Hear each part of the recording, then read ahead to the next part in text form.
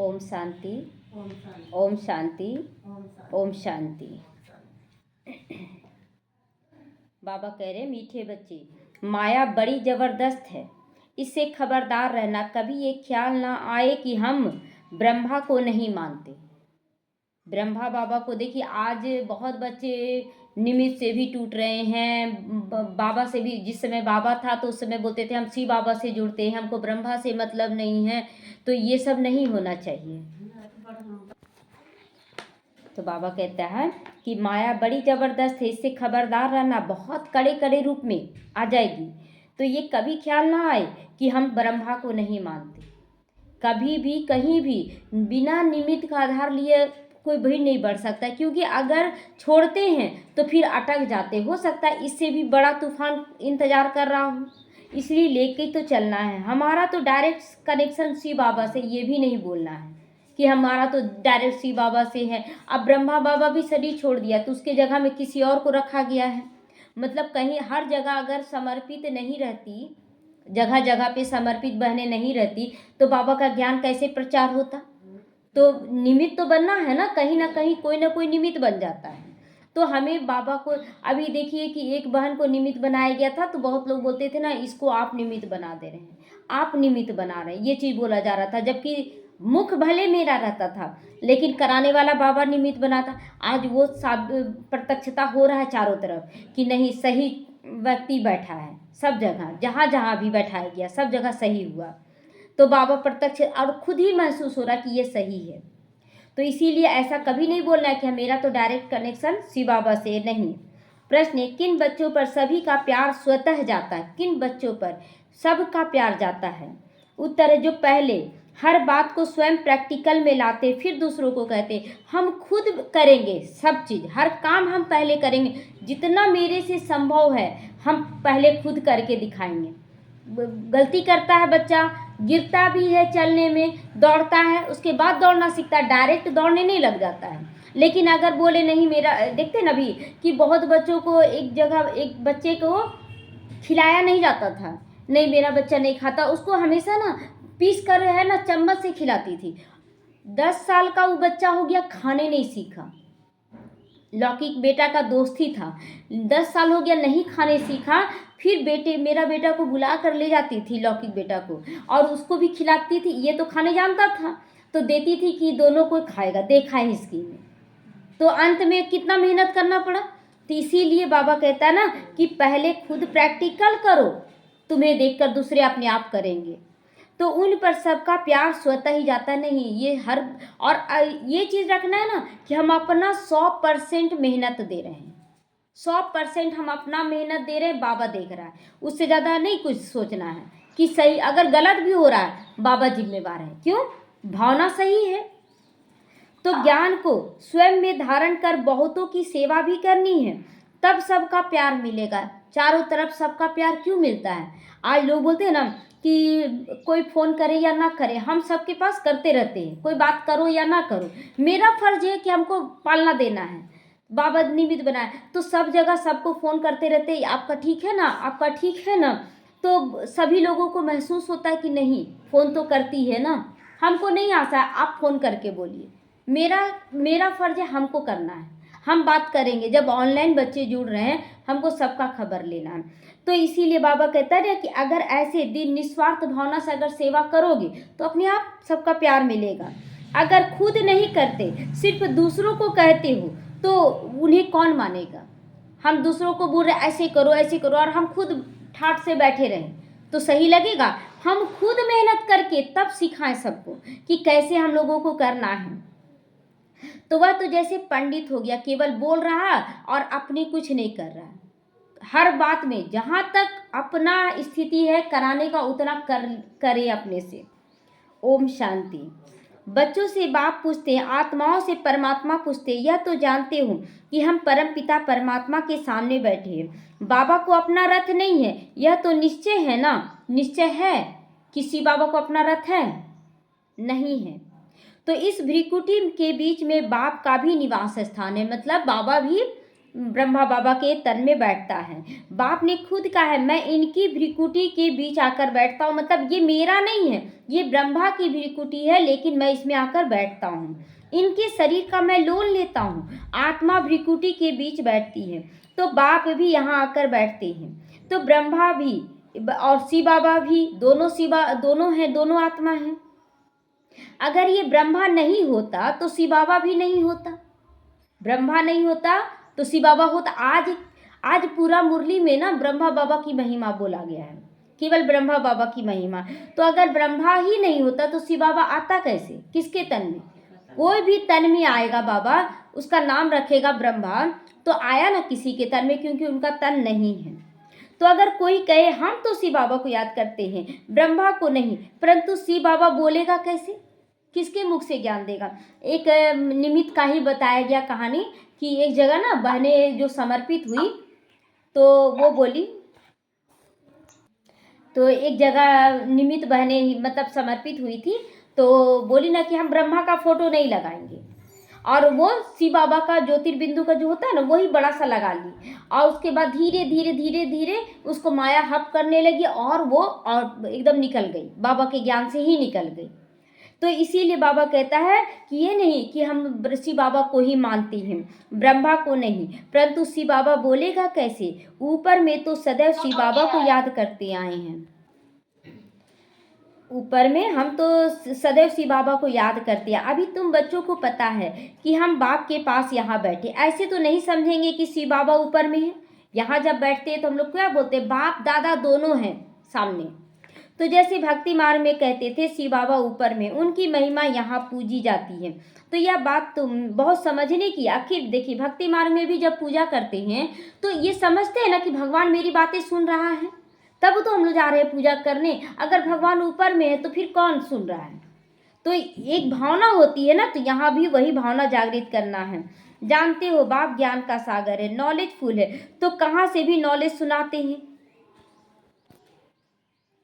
तो ब्रह्मा के तन से सुनाते। कई कहते हैं हम ब्रह्मा को नहीं मानते, परंतु शिव बाबा कहते मैं इस मुख द्वारा ही तुम्हें कहता हूँ, मुझे याद करो।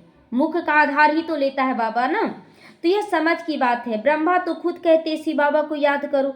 देखिए शिव बाबा बोलता है ब्रह्मा को भी याद करो, कि जब देह में फंसते हैं तब शिव बाबा कहता है कि इस ब्रह्मा में भी मत फंसो, शरीर में नहीं फंसना है, शरीर के कर्मों को देखना है कि वो कैसे कर रहे हैं, उनको फॉलो करना है। तो यह कहाँ तक कहते हैं कि मुझे याद करो, ब्रह्मा बाबा का भी बोला तुम मुझे याद करो। ये शिव बाबा का डायरेक्शन है कि हमें आधार जो भी है उनका रिगार्ड देते हुए चलना है। तो इनके द्वारा शिव बाबा कहते हैं मुझे याद करो। यह मंत्र इनके मुख से मैं देता हूँ। ब्रह्मा नहीं होता तो मैं मंत्र कैसे देता? तो रिगार्ड तो हमें रखना है सबका। तो ब्रह्मा नहीं होता तो तुम शिव बाबा से कैसे मिलती, कैसे मेरे पास बैठते? तो इसलिए जगह जगह जो भी हैं सबको रिगार्ड, क्योंकि अगर नहीं खुलता पाठशाला, नहीं सेंटर खुलता, तो हम लोग जाते कैसे, हम लोग कैसे मिलते बाबा से? तो अच्छे अच्छे महारथियों को भी ऐसे ख्यालात आ जाते जो माया मेरे से मुख मोड़ देती। अभी जो जिस बहन का कहानी सुना है ना, वो साकार ब्रह्मा बाबा के समय का है, और इसीलिए बाबा ये मुरली चलाया कि वो ब्रह्मा बाबा का फोटो ना लगा के शिव बाबा का लगा दी, और वो चली गई बाबा को छोड़कर। तो ये साकार बाबा के समय का कहानी है। तो ब्रह्मा नहीं होता तो तुम शिव बाबा से कैसे मिलती? तो जो ऐसा ख्याल चलाते वो माया से मुख मोड़ देती है, माया उनको मुख मोड़ देती है बाबा से। कहते हैं हम ब्रह्मा को नहीं मानते, तो उनकी क्या गति होगी? माया कितनी जबरदस्त है जो एकदम मुंह ही फिरा देती है। अभी तुम्हारा मुंह शिव बाबा ने सामने किया है, अभी मुंह शिव बाबा ने सामने किया है। तो बाबा कहता है, बहुत बच्चे ये भी बोल देते क्या ये कर्मातीत बन गई है जो हम इसका बात माने? ये भी बहुत तरह का बात आता है। कर्मातीत तो उस समय ब्रह्मा भी नहीं बने थे, लेकिन बाबा बोलता है रिगार्ड हमें देना है। तो तुम सम्मुख बैठे हो, फिर जो ऐसे समझते हैं कि ब्रह्मा तो कुछ भी नहीं, उनकी क्या गति होगी? दुर्गति को पा लेते हैं। ऐसे जो बच्चे सोचते हैं वो दुर्गति को पा लेते हैं। मनुष्य तो पुकारते वो गॉड फादर, फिर गॉड फादर सुनता है क्या? किसके कानों से सुनेगा? कहते हैं ना कि शिव बाबा के मंदिर में जाते हैं तो नंदी के कान में बोलने से शिव बाबा सुन लेता है। तो कहने का मतलब अगर कोई भी निमित्त का आधार है तो उसको सुनाना है। ब्रह्मा बाबा उस समय था, उनको सुनाना पड़ता था। तो कहते ओ लिबरेटर आओ। क्या वहाँ से ही लिबरेट कर देगा बाबा? अगर परम धाम से कर देता तो फिर यहाँ आने का दरकार क्यों? तो कल्प कल्प के पुरुषोत्तम संगम युग पर कल्प कल्प के पुरुषोत्तम संगम युग पर बाप आते हैं। जिसमें आते हैं उनको ही उड़ा दे तो क्या होगा?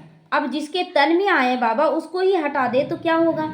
माया तो इतना बल है माया में, जो number one birth not a penny बना देती है, एकदम कौड़ी मिसल बना देती है।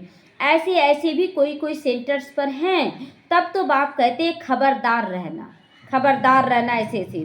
भल बाबा के सुनाए हुए ज्ञान को दूसरों को भी सुनाते हैं भी रहते हैं, परंतु उनको जैसे कि पंडित कहा जाएगा कि जो खुद धारण नहीं करे दूसरों को कैसे धारण कराएंगे।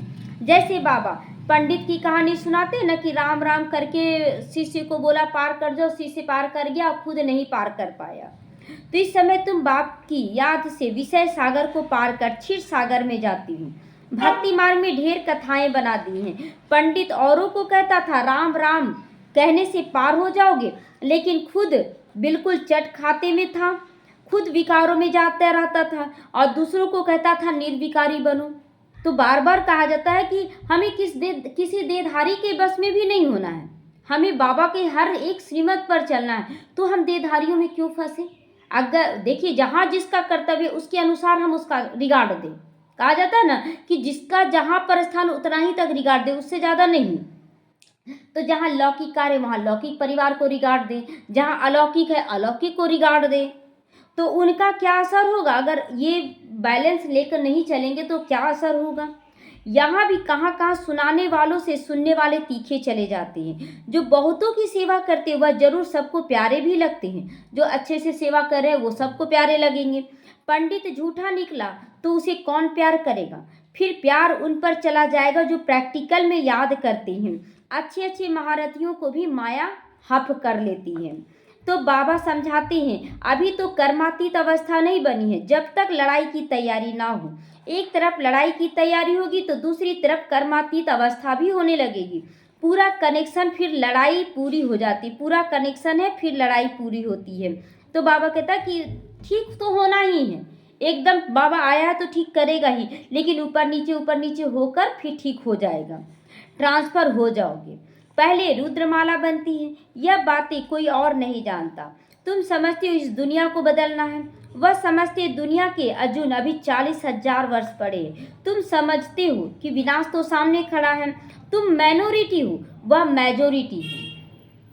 बाबा कहता ना कि भक्ति मार्ग में आप देखिए अभी यहाँ मंदिर जो बन रहा है, कितने लोग गए मीटिंग में, कितने लोग, भीड़ लग गया एक मंदिर बनाने के लिए। तो भीड़ लग गया, बाबा इसीलिए कह रहा है कि देखो जब तुम्हारा मीटिंग होता है आपस में बाबा के बच्चों का तो कितने कम बच्चे आते हैं, और जब भक्ति मार्ग में होता है तो अथाह बच्चे आ जाते हैं। तो यहाँ माइनॉरिटी है वहाँ मेजोरिटी है, तो तुम्हारा कौन मानेगा? अच्छा जहाँ इतना भीड़ लग रहा तो लोग तो भीड़ की तरफ भागते हैं, तो यहाँ बाबा कहता है कौन मानेगा कम बच्चों में?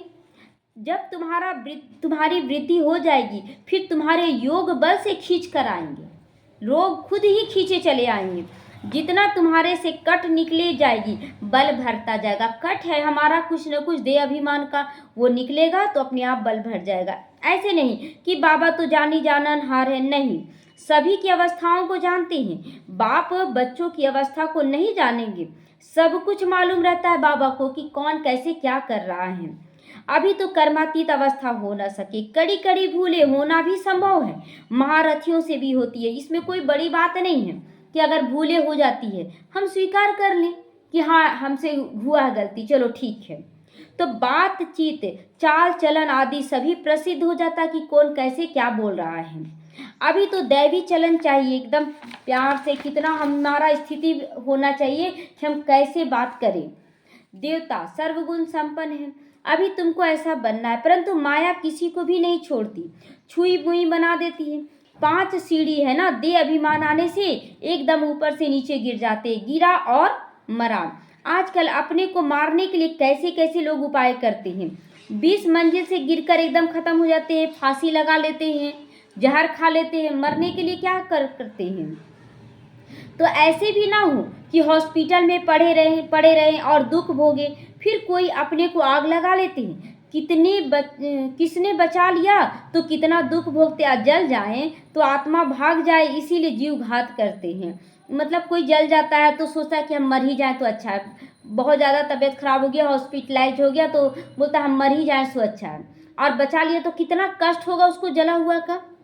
तो समझते जीव घात करने से हम इस दुख से छूट जाएंगे। जोश आता है तो बस कुछ ना कुछ कर लेते, फांसी चढ़ जाए, उलझनों में उलझ जाते हैं, सोचते हम मर जाएंगे तो ठीक हो जाएगा। उलझन कभी छोड़ेगा नहीं, आप कहीं भी चले जाएं लेकिन हिसाब किताब छोड़ेगा नहीं। तो कई तो हॉस्पिटल में कितना दुख भोगते हैं, डॉक्टर समझते हैं यह दुख से छूट नहीं सकता, इनसे तो अच्छा इनको गोली दे दे तो ये खत्म हो जाए। देखिए बहुत जगह विदेशों में भी ये किया जा रहा है कि जो मरने वाले होते हैं, मर नहीं पा रहे तो उनको दे दिया जाता है इंजेक्शन, ताकि वो शरीर छोड़ दे। लेकिन अभी भारत में ये रूल नहीं बना, डरते हैं डॉक्टर कि अगर जान रहे हैं कि अगर इलाज से भी ये बचने वाला नहीं है, लेकिन फिर भी डॉक्टर बोलते ये पाप है, वो मारते नहीं हैं। परंतु वह समझते ऐसे गोली दे देना महापाप है। आत्मा खुद कहती है इस पीड़ा भोगने से तो अच्छा हम शरीर छोड़ दें। वो मरीज चिल्लाता है कि ये पीड़ा भोगने से तो अच्छा हमको मार दो, कुछ देकर मार दो ताकि हम मुक्त हो जाएं। तो अभी शरीर कौन छुड़ावे, अब डॉक्टर बोल रहा पाप चढ़ जाएगा तो कौन छुड़ावे, भोगते रहते हैं। यह है अपार दुखों की दुनिया ना, बहुत दुख है। डॉक्टर भी देखकर समझता है कि अब इसका इलाज नहीं हो सकता है। वहाँ है अपार सुख। तुम बच्चे समझते हो अभी हम रिटर्न हो रहे हैं, दुख धाम से सुख धाम जाते हैं तो उनको याद करना है। बाप भी संगम युग पर आते हैं जबकि दुनिया को बदलना होता है। बाप कहते मैं आया हूँ तुम बच्चों को सभी दुखों से छुड़ाकर नई पावन दुनिया में ले जाने। पावन दुनिया में थोड़े रहते हैं, यहाँ तो बहुत है, पतित बने हैं इसीलिए बुलाते हैं पतित पावन आओ। यह थोड़े ही समझते हैं कि हम महाकाल को बुलाते हैं। जब भी हम लोग भगवान को बुलाएं कि भगवान आओ हमारे दुख दूर करने के लिए, तो ये नहीं जानते थे कि हम किसको बुला रहे। भगवान आएगा यहाँ तो बोलेगा चलो अब ये दुनिया अच्छी नहीं है, चलो अपने घर, छोड़ेगा अपने बच्चों को दुख की दुनिया में, तो चलो मेरे साथ। तो वो महाकाल है, वो एक दो को नहीं फिर सबको ले जाएगा। हमें इस छीछी दुनिया से घर ले चलो बोलते आए हैं, तो जरूर बाबा आएगा, सब मरेंगे तब तो पीस होगी ना, सब मरेंगे, टोटल आत्माएं यहाँ से जाएंगी। शांति शांति करते रहते हैं, शांति तो शांति धाम में होगी, परंतु इस दुनिया में शांति कैसे हो जब तक कि इतने ढेर मनुष्य हैं। सतयुग में सुख शांति थी, अभी तो कलयुग में अनेक धर्म हैं। जब खत्म हो, एक धर्म की स्थापना हो तब तो सुख शांति हो। हाहाकार के बाद फिर जय जयकार भी होगी। बाबा कहता ना कि पहले क्या होता, निंदा होता है, उसके बाद स्तुति होता है। तो पहले हाहाकार होगा, उसके बाद जय जयकार। लोग देखेंगे अपनी स्थिति को कि अचल अडोल है कोई भी परिस्थिति में, तो बाबा कहता है कि फिर जय जयकार होगा कि बहुत अच्छा है।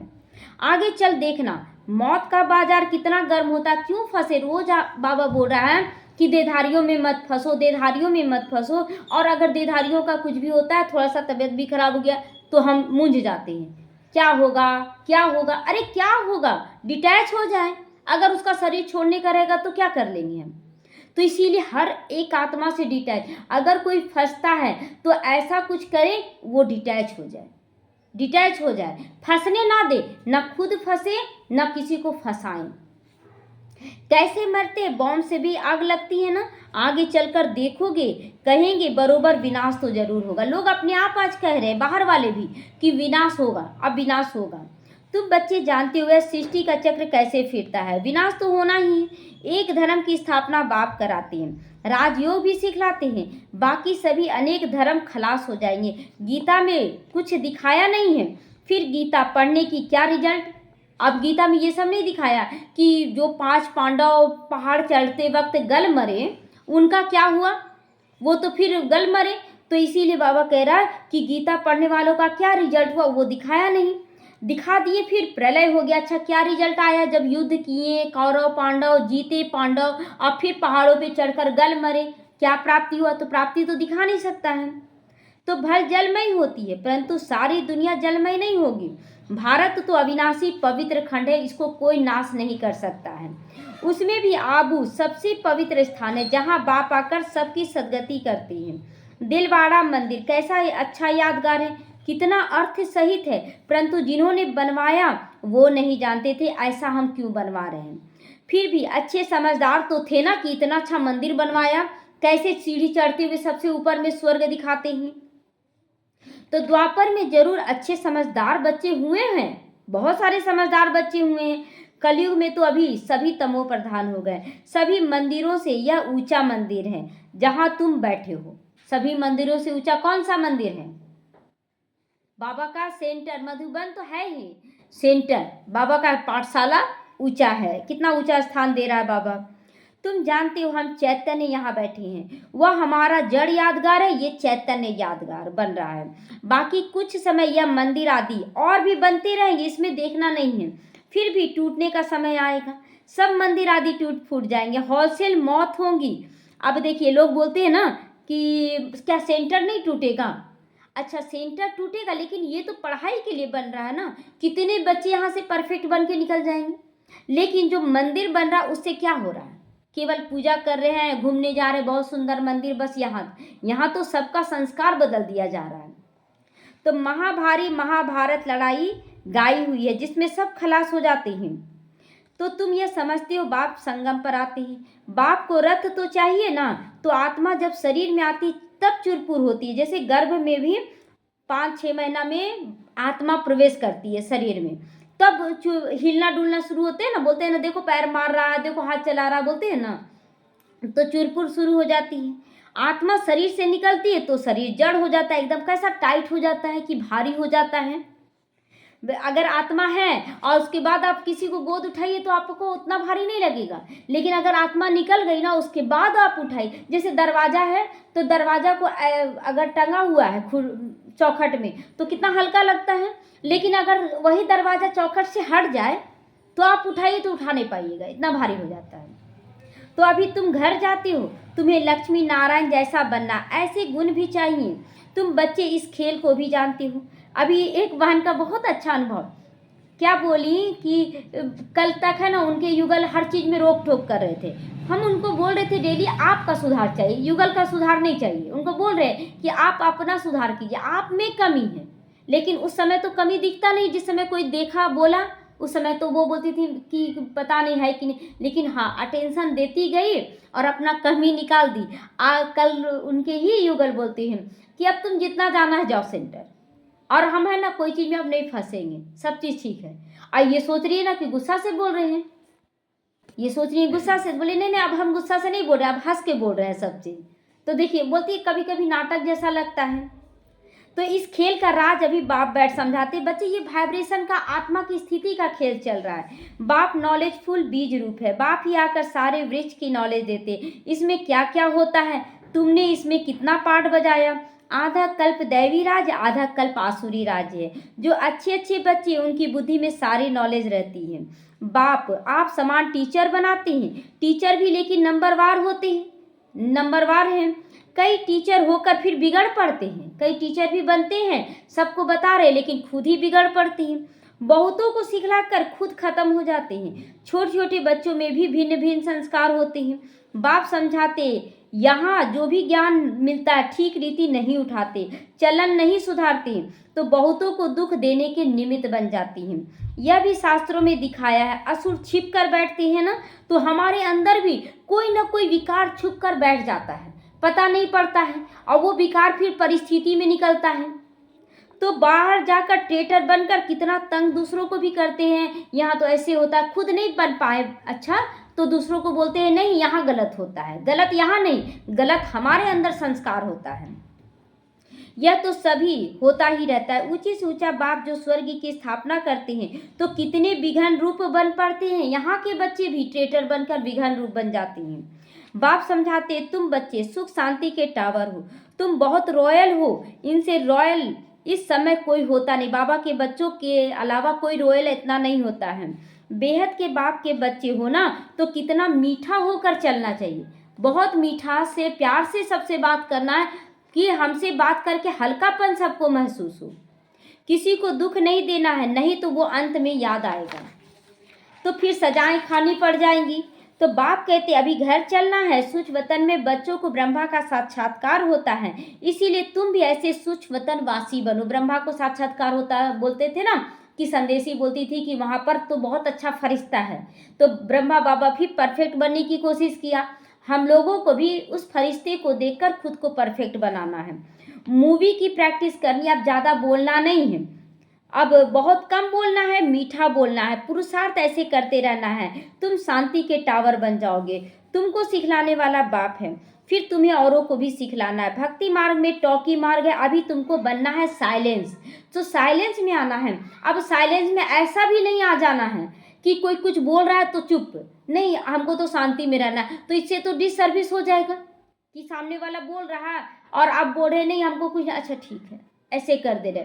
अब सामने वाला बात नहीं सुन रहा है तो उसमें भी गलत। तो इतना बोलते हैं ना कि व्यर्थ नहीं बोलना है, नेगेटिव नहीं बोलना है, क्वेश्चन मार्क नहीं लगाना है, लेकिन पॉजिटिव तो बोल सकते हैं ना।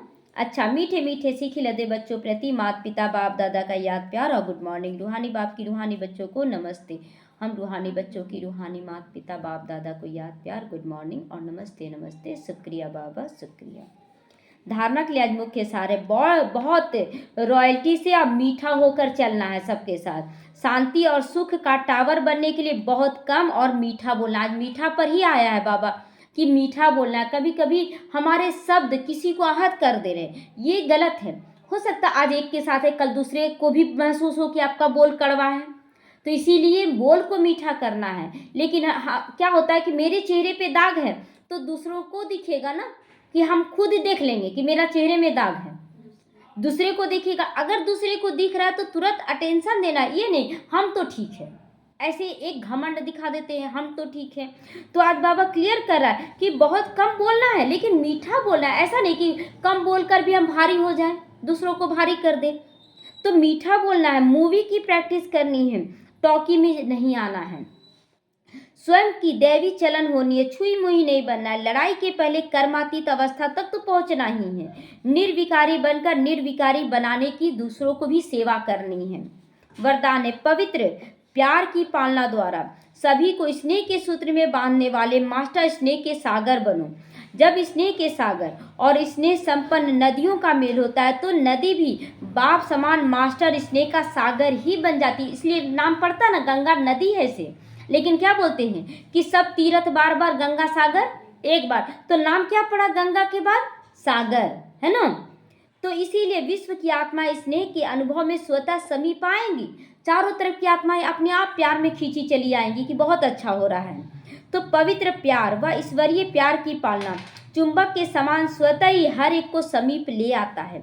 यह ईश्वरीय स्नेह सबको स्नेही सहयोगी बना देता है, आगे बढ़ने का यही सूत्र बांध देता है कि हमें सबको स्नेह के सूत्र में बांध कर ले चलना है, प्यार से चलना, मीठा बोलकर चलना। हमारा कोई ऐसा भी शब्द ना हो जो दूसरों को कड़वा लगे, और कड़वा लग रहा हो सकता है यहीं से सुधर जाए, आगे ना बढ़े। स्लोगन है, संकल्प बोल समय गुण शक्तियों के खजाने को जमा करो, इनका सहयोग मिलता रहेगा। जितना हम जमा करेंगे उतना हमें सहयोग मिलेगा। ओम शांति।